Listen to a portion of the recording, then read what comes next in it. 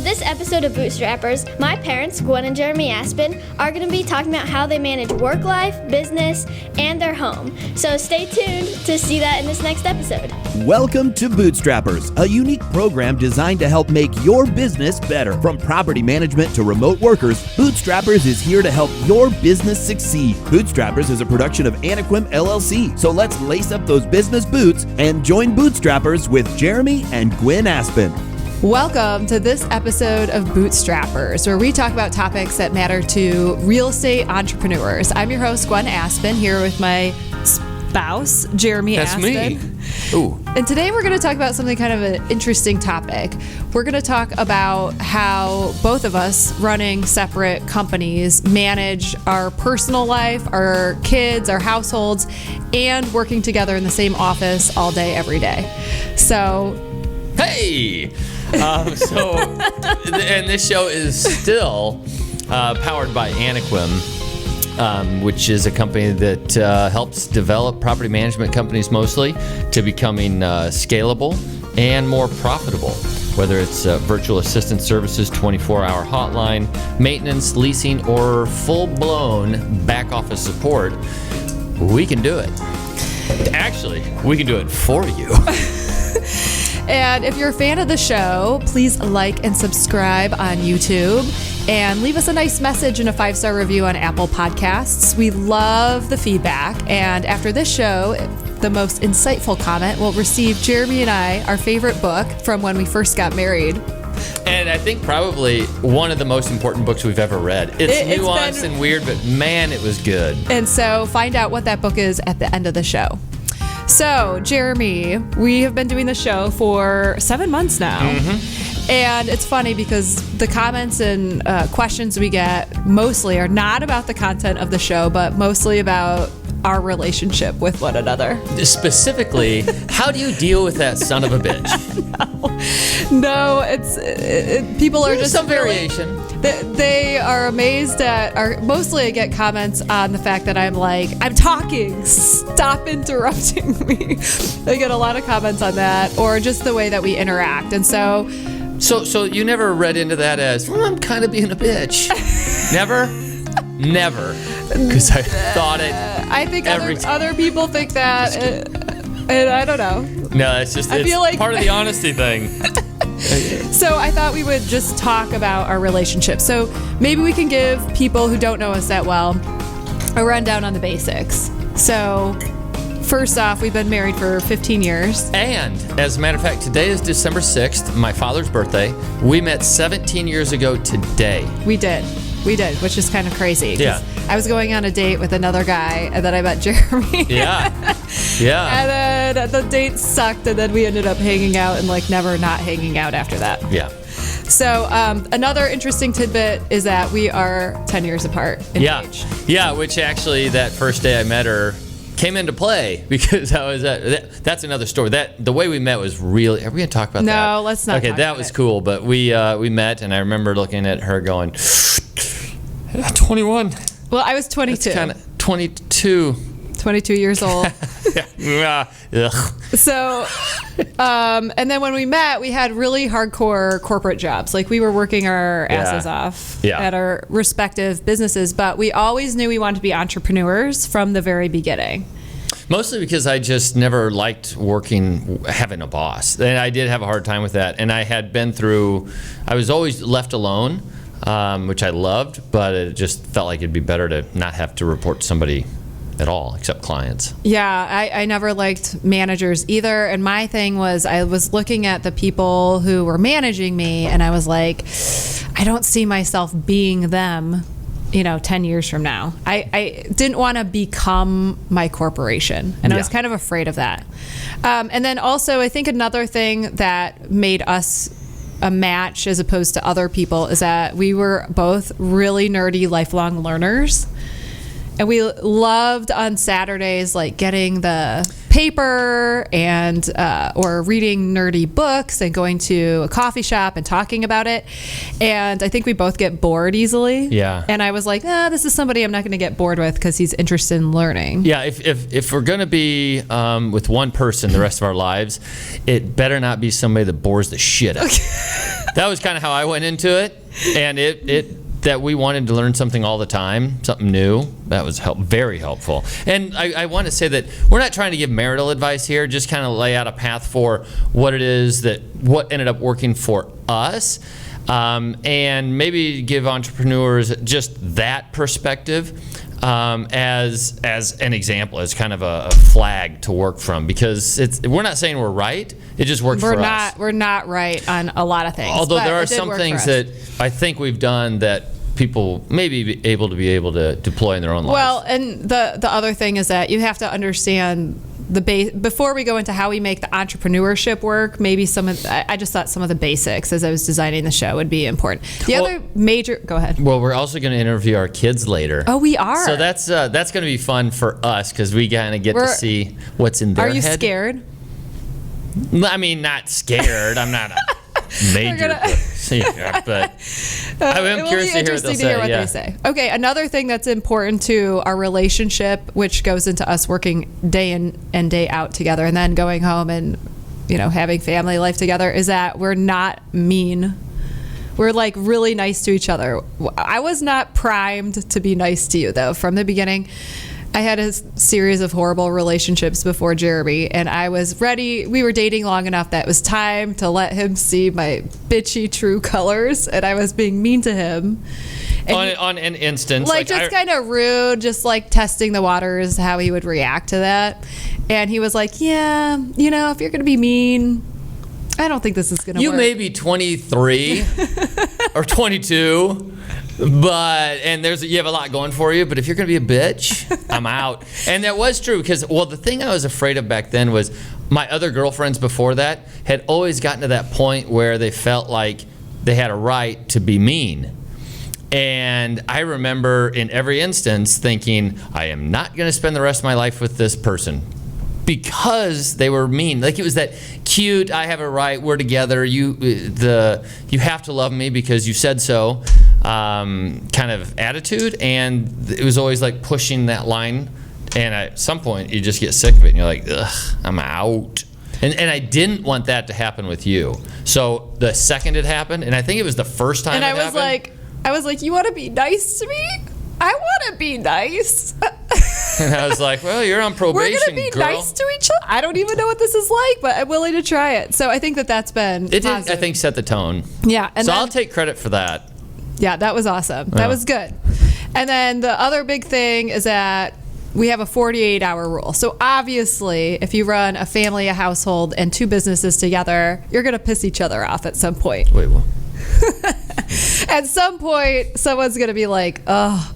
So, but not always is it a good idea to talk about it right in the moment. Sometimes it's better to reflect, like, does this matter? Was he right? Do I need to bring it up?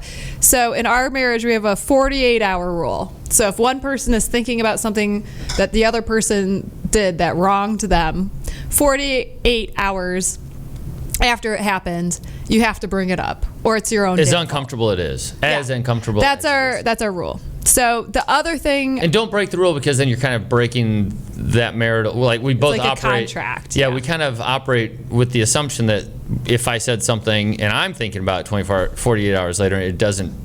She doesn't say anything. Okay, well then it's really not that big of a deal. So, and if it was, then I'm kind of operating on a different playing field. But we would have to. I don't think we could have the life we have without those assurances built in. That's right. And then the other thing is that I'm happy with, after being married for 15 years and being 23 when I got married. All this, the whole is thing, that happy. you never overly managed my youth. Like I made some dumb mistakes and I had my own career for a while, and you weren't like giving me advice or being my parent. And you've never overly managed me. And especially the first years where that was more the case, where I'd already made some of the mistakes you were careening towards. It's just one of those things that it's part of life. You have to learn it. And if I'm being condescending because you don't know this yet, well, that's you were never condescending, and you let me travel with my friends and like do things that you had already done. I had never been out of the country except for Canada, and then we went to Mexico for that was northern North Dakota. Well, I know it's different. I know it's different. But and then I had a lot of time off because I worked for a French company while you were starting our first company. And so I went to China without you. I went to Greece without you. And you were like, go, have fun. So I appreciate that you didn't overly manage me. So now people should Yeah, but you don't know what I was doing when you were gone. You're so funny. Okay, so now we have to talk about how we divide work up. Because we have worked at the same, so we have two companies, Wistar Group Property Management and Anequim, and this has changed over time. But we've both worked at both companies for at least the last 6 years. Yeah, or we've worked together in one of the companies during, and so how would you describe the way that we divide up responsibilities, broadly speaking? Broadly speaking, you're the people person, and I'm the kind of procedures, make sure things are designed in a way that'll work, and putting it together. Is that what you would thought? Yeah, I would say the same thing. And then what are our biggest faults at work, and how do we compensate for each other's faults? Well, we're both not detail oriented, but that's where I come in with procedures because I'm ADD, so I'm not going to do something twice well or remember to do it because I just get kind of bored with it. So I build it into procedures and triggers that remind me to do things. Well, and I would say you build the procedures that intersect with software. Mostly. And I deal with procedures that are just completely people oriented. Okay. Like first day training or whatever is all like organized and So I'm on board with the processes and procedures, which if I were not on board with it, you would struggle with me. Oh, that would be tough. Well, we wouldn't be able to work together. So, and then I manage my calendar really well, where you forget meetings. Yeah. And then what do I do that sucks organizationally? What sucks organizationally? Oh my God, what doesn't suck? My email. Yeah.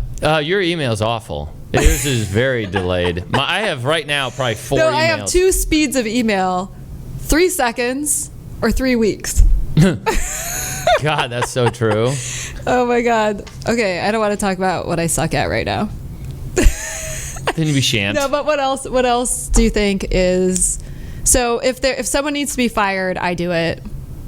Because you have a bigger heart than me. I love people deeply, but I can also do the hard thing personally. I have to do the ones that are dangerous. Yeah, you did. Like I was like, I think he might beat me up, and you were like, okay, I'll do it for you. Yeah. No, that's it. So, I mean, I'm sure that's not it. You have a lot of flaws, but not that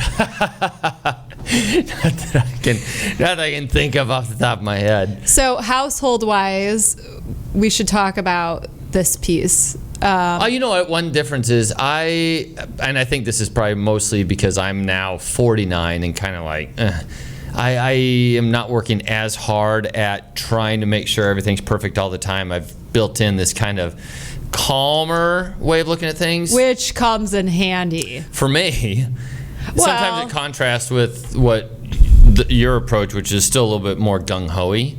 Well, I think it's good because like we deal with international banking, which is intensely stressful, and we had an issue 2 weekends ago where it looked like there was a horrible large amount of money problem.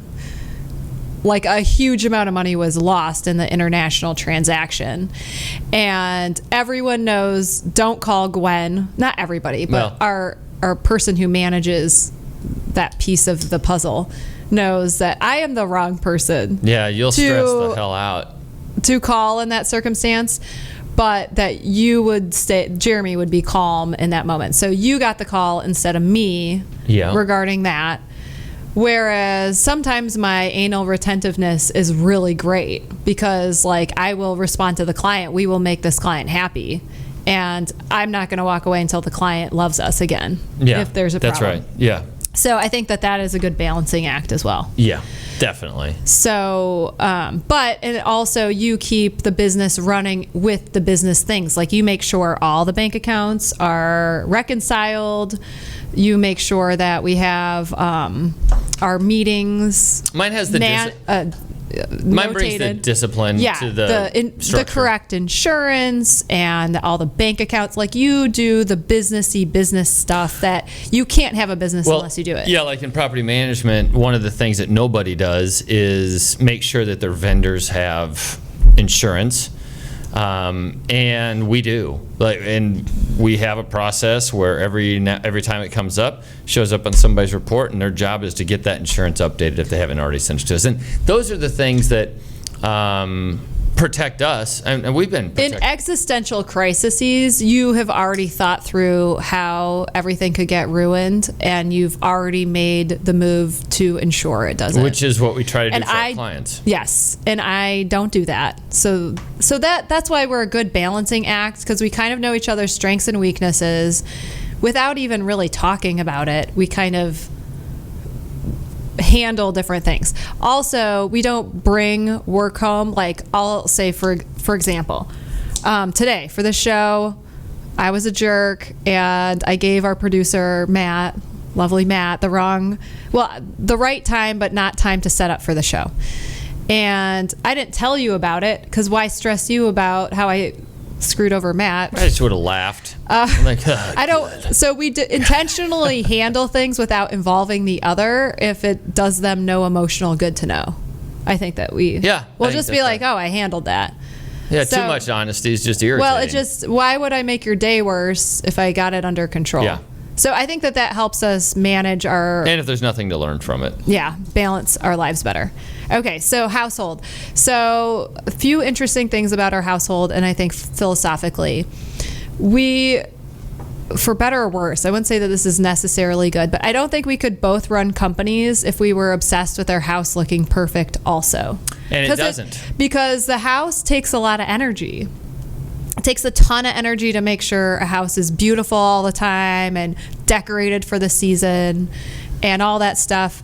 And so our philosophy has always been small house, big life. Yeah. Because neither of us really care about that element, to a fault, maybe. Maybe. I think, though, that's kind of an influence from my dad, whose birthday was today, except he died.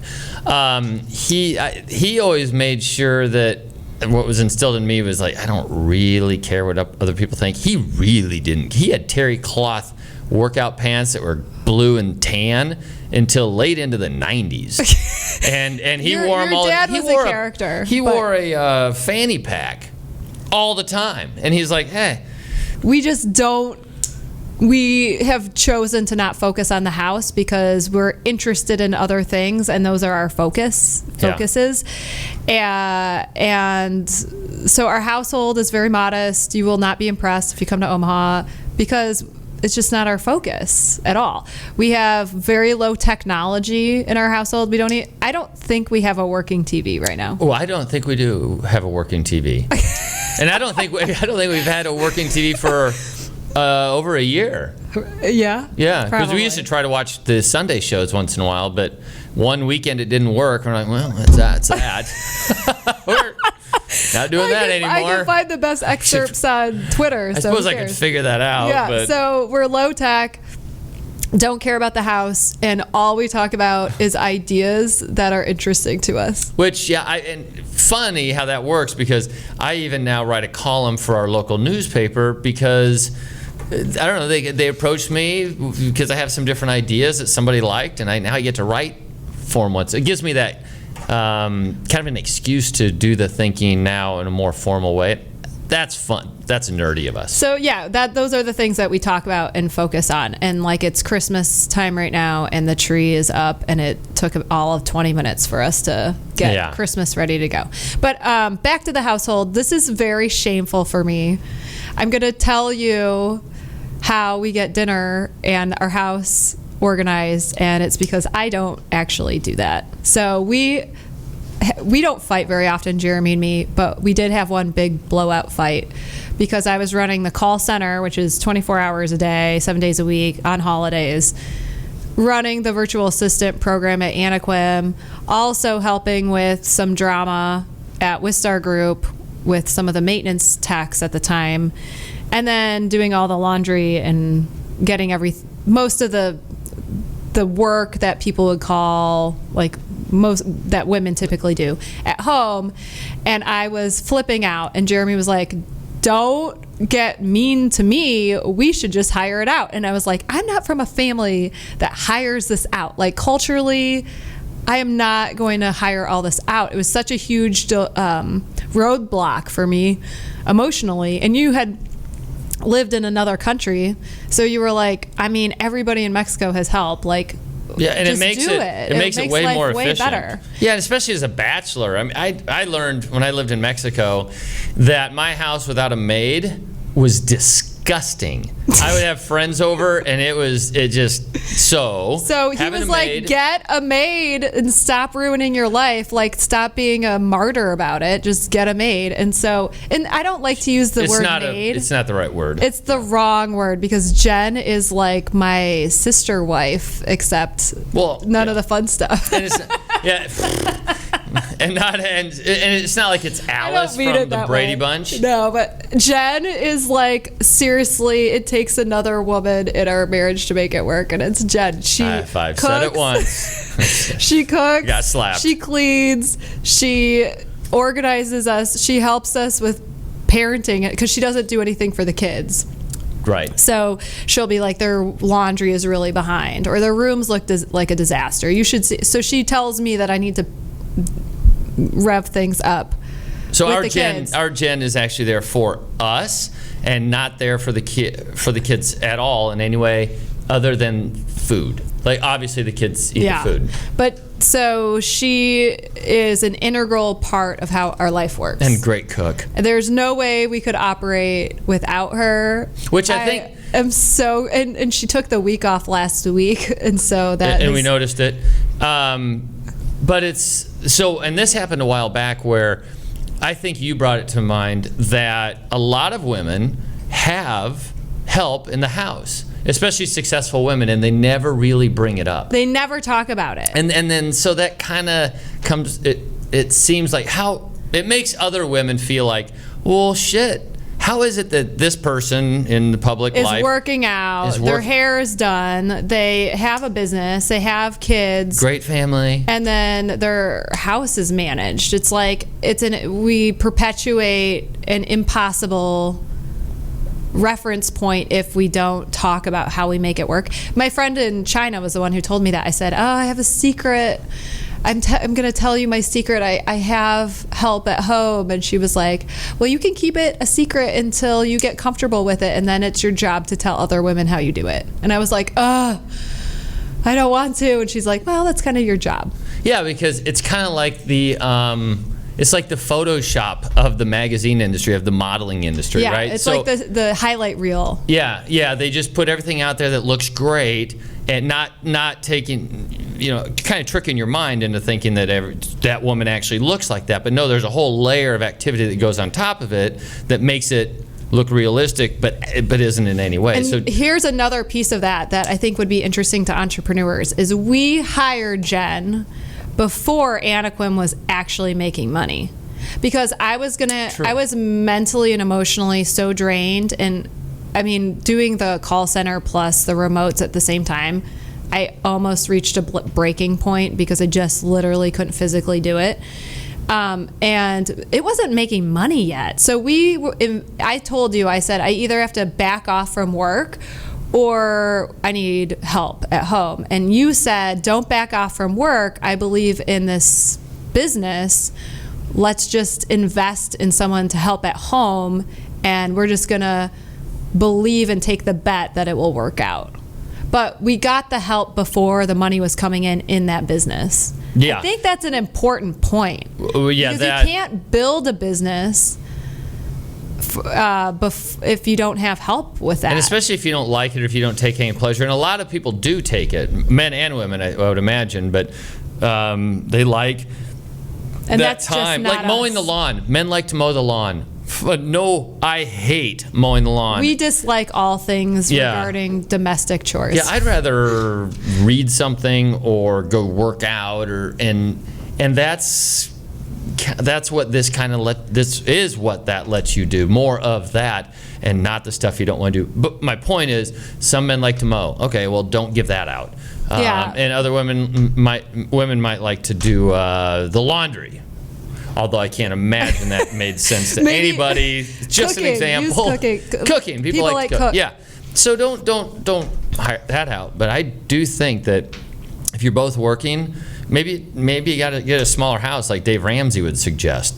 That's fine. Yeah, small house. It's worth it because it's quality. And we don't fight over, because really the only things that we've ever really fought over is domestic chores. That's probably true. And so it's like, if you can't find something, it's on, I'll say text Jen. It's not like I failed you because I didn't bring your shirt home from the dry cleaner or Yeah, something. right. So it really reduces the friction. A lot. And there's no way we could have started our businesses without lovely Jen. Love her. So parenting. The other thing about our parenting style is that I don't think we could have two businesses without being relaxed in the way that we're relaxed as parents. So I was trying to think of a story that would epitomize our parenting strategy, and it's this.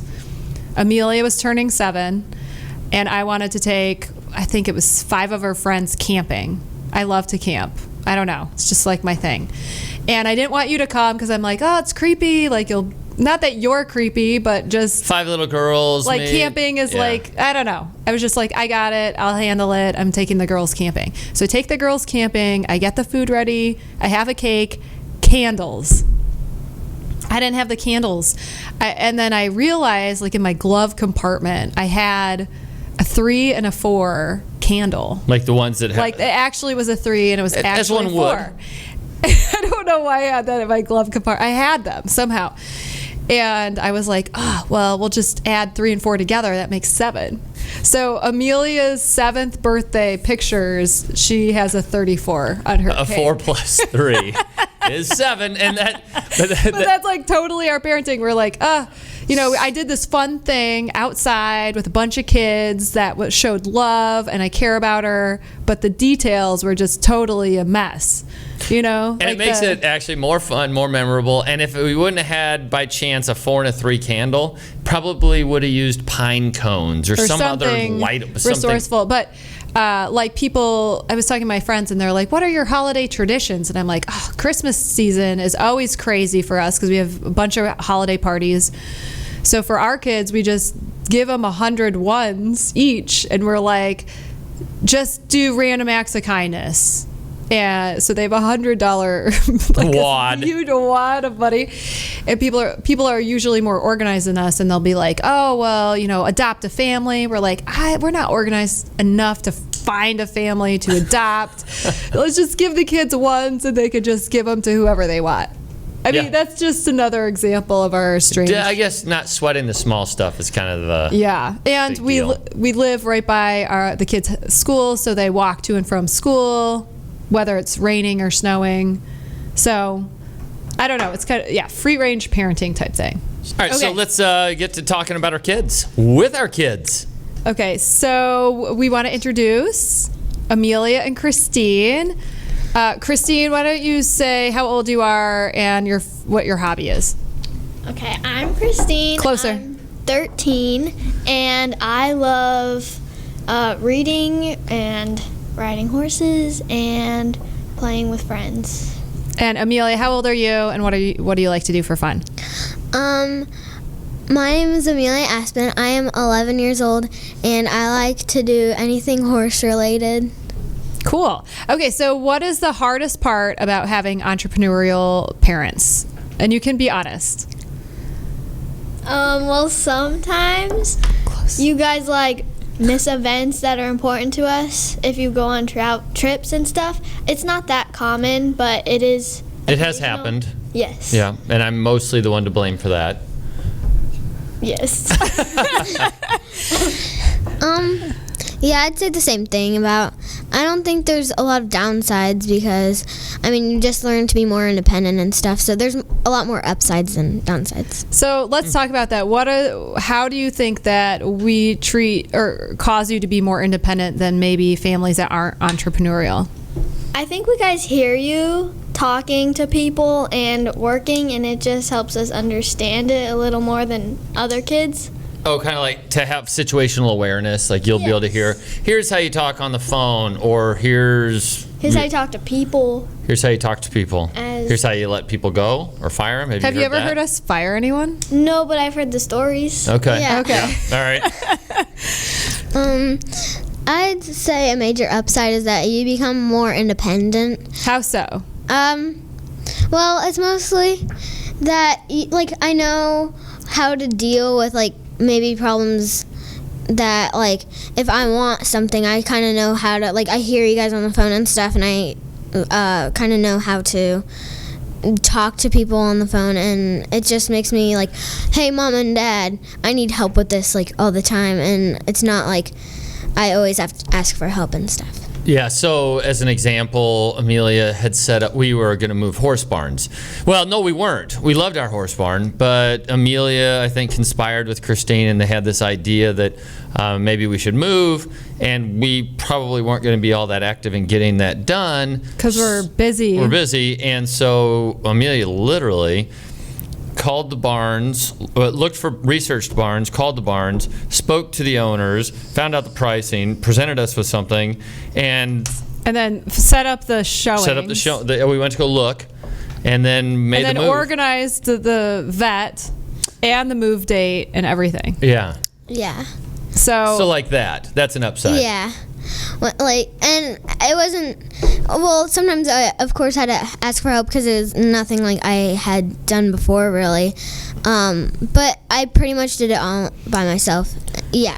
And you run into some problems, like Christine was trying to set up a dumpster for an investment house we have up in Michigan, and the guy was just lost. Our last name was Aspen. It was hilarious. Yeah, he was lost. How was he lost? He thought that it was Aspen. I shouldn't say the name. company. Yeah, it was a roofing company. They got confused by the name, and he said no because he had a bad time with them in the past. And we were like, wait, what? So then that took me but they do it. So we do make you do a lot more things than other kids. What are some There other? are some moments where people are like, well, I'm on the phone with someone, and then they're like, oh, you're too young, and then hang up. Like, I've had that happen to me, like, maybe 3 or 4 times. It's weird. Yeah, well, and it's true. Like, in their defense, you're the only time they've ever had an 11-year-old call up and say, hey, what does this horse cost? Yeah. So what about other things that typically moms do that you're doing for yourselves? A lot of things, like You have to get. pretty much everyone in my class, their mom makes their lunch for them at school, and we make our own. Everyone's mom does their laundry, and some even clean their rooms and pack their bags, help them with their homework.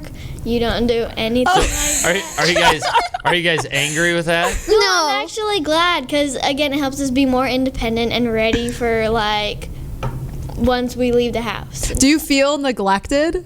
No. Why not? Because you're there for us when we need help. You Like just- what? Like what do we do together that counterbalances that so you don't feel neglected? Well, so we try to do something, and if we feel like we can't do it, we ask you. And like one story is like when we were younger and we needed help on the couch because we were too short. Dad wouldn't pick us up and put us on the couch. He'd lift his toe up and make us still work for it, not just do it by ourselves. And I think we learned a lot from that. But yeah. Yeah, that is a trick that I am glad you picked up on. Kind of, so you passed it on to your kids, but because then they have those little successes. This is a psychology thing. But they have those little successes, like even getting up on the couch. They don't have to surrender and be like, pick me up. They just keep trying and trying and trying. They kind of let me know they're not going to get there, or I pick up on it. I put a foot there, and they get up. And then there's a win. like they're a little bit proud of themselves. I mean, it's not one of those things you get a trophy for, but it's just like it wasn't a failure, and I did it myself for the most part. So you guys do feel like whatever you want to do, you can accomplish it? Definitely. Yeah. So does our house, the size of our house and stuff, ever embarrass you? No, I mean, it's different, like, compared to other kids, but I'm actually glad we have a small house because, like, it just makes us closer as a family, and that sounds kind of cheesy. Go ahead. Lay on the cheese. Lay on the cheese. That's what we love. The only thing about it is that you can literally hear anything. Like if I say something like down in the basement, you could probably hear it upstairs. It's not like it's fine. Like farts. Dad. But yeah, I don't mind it though because I don't need a big house. I think. So I have a question before we wrap it up. Would you guys would you want your kids to grow up the same way as you're growing up or different? I think pretty much, or at least really close to the same. Yeah. I like it. I think it's helpful to become independent, and I'm glad that I have the experiences I have because I'm independent, and I think your entrepreneurial aura, I don't know, that helped us get there. Okay. I agree. Amelia, you agree or do you disagree? No, I really like I like it a lot. I have a feeling you're going to have an elf on the shelf though. Yeah. Yeah, maybe. Amelia has always wanted an elf on the shelf. I'm like, I can't handle that. We're not doing an elf on the shelf. And the other nice thing about being entrepreneurial at a certain level is it does afford you the opportunity. The flexibility. Well, the flexibility, but also financially to do things that you girls kind of get to enjoy. But what about like some of the things we do or we have and stuff? Could it be spoiling? Like, do you guys feel that you're spoiled in any way? Well, I feel like everyone, at least in America, is spoiled in some way. Pretty much everyone has running water, hot water. Most people, not everyone. We're pretty lucky as like America as whole. And I think that yes, like we have more than lots of people, but also we make sure we don't take it for granted as much. And we balance it out. Like we have horses, but we also have a really humble home, and we don't have fancy, unnecessary items. You don't have a lot of blingy stuff, do you? Yeah, we're not materialistic, so that also contributes to us not taking items for granted or wanting more of that. Okay, that's good to pick up on. We're glad that you picked up on that. Yeah, I feel like spoiled is more like when you take more things for granted, and when I go to bed every night, I think about 5 things I'm thankful for, and I didn't know stuff that like about you. I've told you that before. I wasn't paying attention. I also think we have a good sense of humor. Yeah, we have a fun family. It is fun. Well, thank you for being our guest today. Thank you for having us. Thank you for forcing us to be here on your show, Dad and Mom. Okay, cool. Thank you for joining us on this episode of Bootstrappers. Like and subscribe, and we'll see you next week. Thank you. This has been Bootstrappers, a unique presentation designed to help you better understand how the world turns. Contact Gwen or Jeremy at hosts@bootstrappers.club or visit our website, Anequim.net. Be sure to subscribe to our podcasts on Apple, Google Play, Spotify, and our YouTube channel. Thank you, and join us next time for Bootstrappers.